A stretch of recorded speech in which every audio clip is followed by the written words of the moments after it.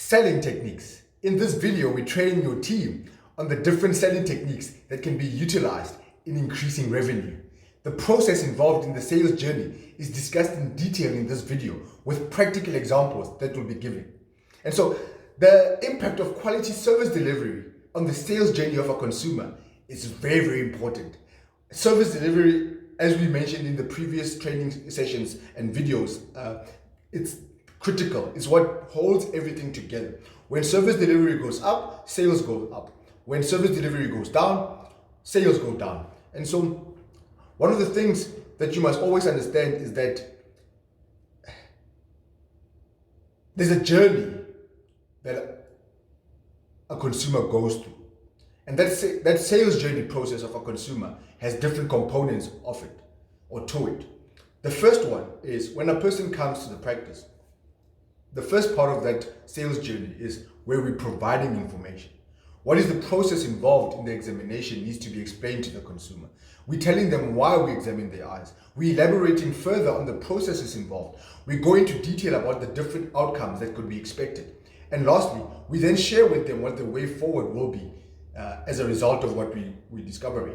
The second component of that journey is the examination. We're discovering as much as possible about their visual concerns and problems. We reach a diagnosis and make it clear to the consumer that they fully understand what's going on with their vision.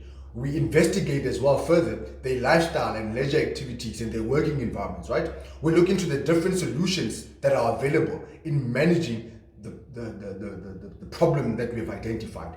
We then discuss with the consumer the different management solutions in more detail pertaining to lens enhancements, multiple pairs of spectacles, why this pair during this scenario, why that pair during that scenario. So the examination part, it's not just us examining and say, oh, you're short-sighted, you've got a pair of glasses, this is what we're going to put as a coating.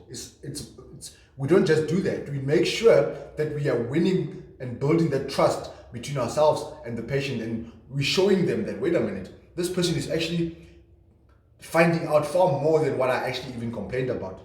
And so the third part, that's where we're educating actually. We thoroughly explain ourselves to the consumer. We're making sure that they understand what is going on with their vision. We're inspiring trust and we're building confidence and we're building that connection between ourselves as the practice and the consumer.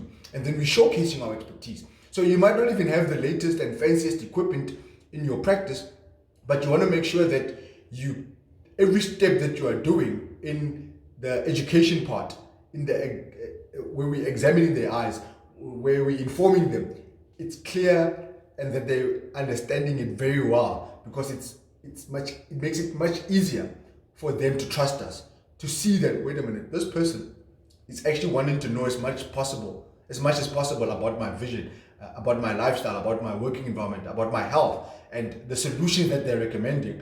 It's solutions that are solving all these different components of my problem. And so then the fourth part then is where we are asking questions, right? The two-way interaction between ourselves and the consumer. We want to break through any form of communication barriers that might exist. We are addressing all the concerns that are raised. We are providing reassurances and we are building confidence. We are asking them, is there anything that is not clear? Is there anything that you feel that you want to know more of?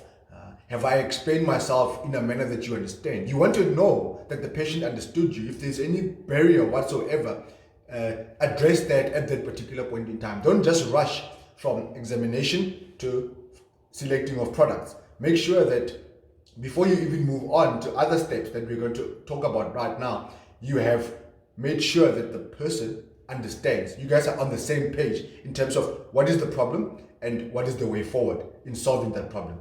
And what is the journey looking like going forward? And so it brings us to the first step, where we are convincing the consumer on what their problem is, what causes it, what to do with it, what are the features, benefits, and values of the management solutions that you are recommending, what is the value if they go with what, or what will they be gaining if they go with what you're recommending versus what will they be losing if they don't, the prognosis of the problem, and the product and the brand value that they're actually getting, how is it going to work and how is it going to change their life, right?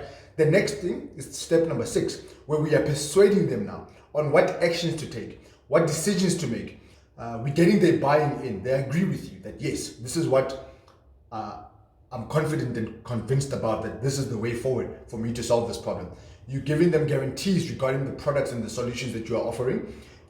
What the impact of the management solutions will be on their life, and you're literally reiterating that value component that we have been mentioning throughout this training. And the next is the step where we are now delivering. We are exceeding the expectations. We are delivering on that which we said we are going to be delivering. No manipulations whatsoever. Our job as practices is to provide value, and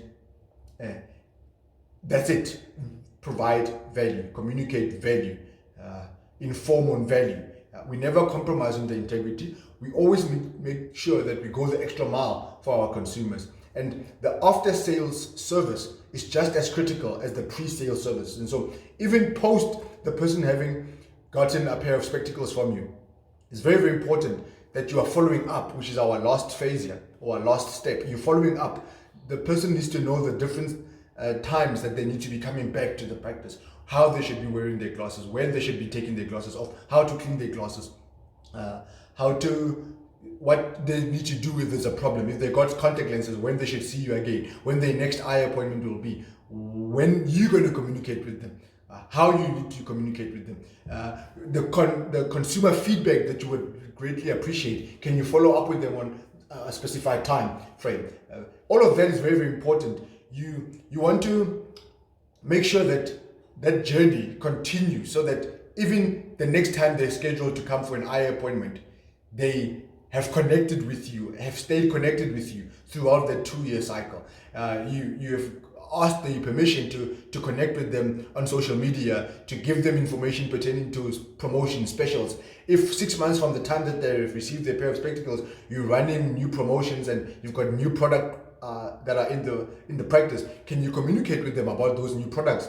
Would it be something that they would be interested in? They perhaps could not afford a second pair of spectacles right now, but at a later stage, can you get in touch with them? Perhaps there will be a change of heart or a change of mind on their part. And so that's basically how the sales journey of a consumer works. Very, very important that you fully understand the journey that a consumer goes through in the practice, and what role you play in each and every one of those steps that we have just alluded to.